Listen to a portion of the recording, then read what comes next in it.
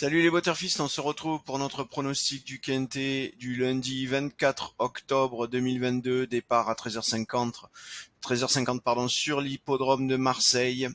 R1C4 handicap de Marseille, une course de plat dotée d'une allocation de 50 000 euros, 2000 mètres à parcourir pour les 16 partants âgés de 4 à 8 ans, piste en herbe, corde à gauche. Débrief rapide de ce quintet de dimanche 23. Vous l'aurez vu, on vous l'avait annoncé, un quintet catégorisé loterie avec très certainement des taux de réussite très faibles, ce qui entraînerait évidemment des rapports très élevés et on s'était pas trompé. Le rapport quintet ordre rapporté presque 150 000 euros, 149 000 euros. Autant vous dire que évidemment on aimerait être parmi les quelques-uns qui ont trouvé les combinaisons gagnantes. Bravo à eux.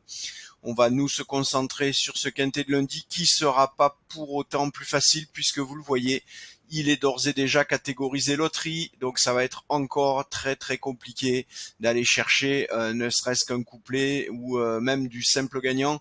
Vous l'avez vu hier, il y avait très peu de probabilité qu'on puisse le trouver facilement. On va aller voir tout de suite ce que ça donne. Alors en termes de sélection actuellement pour ce quintet, nous avons droit au 7 Royal Robbins, le 1 Bakshisaray, le 8 Padron, le 15 Champ de Mars, le 14 Benicar, le 16 Optimum, le 3 Billabong 4 et enfin le 6 Ridwan. Je vous répète notre sélection pour le moment: le 7, le 1, le 8, le 15, le 14, le 16, le 3 et le 6. Donc qui était catégorisé loterie, hein, comme je vous le disais, vous le voyez au niveau du gradient des probabilités, c'est très caractéristique. On a un cheval qui se détache un petit peu et pour autant il n'est qu'à 14,19% Royal Robbins, le premier cheval de notre sélection, 8,18 pour Bakshisaray le 1 et 7,11 ex aequo avec le 15, donc le 8 et le 15, tous les deux ex aequo, Champ de Mars et Padron, troisième chevaux de notre sélection à arbitrer si vous désirez partir sur 3 chevaux, mais quoi qu'il en soit, en 3 chevaux, vous le voyez, vous avez de toute façon que 29%, c'est-à-dire moins d'une chance sur 3. Il va donc falloir que ces chevaux aient une cote supérieure ou égale à 10 pour que ça soit rentable sur le long terme. Ça peut être jouable, mais ça risque d'être compliqué. Surveillez bien et attendez le dernier moment pour faire votre pari. Si jamais vous voulez aller chercher du couplet ou du trio, vous l'avez vu, l'arbitrage entre Padron et Champ de Mars ne se fait plus et vous pourrez donc partir sur ces 4 chevaux de base avec le 8, le 15, le 1, le 7 pour aller chercher du tiercé, éventuellement du trio. Attention, vérifie bien les cotes évidemment.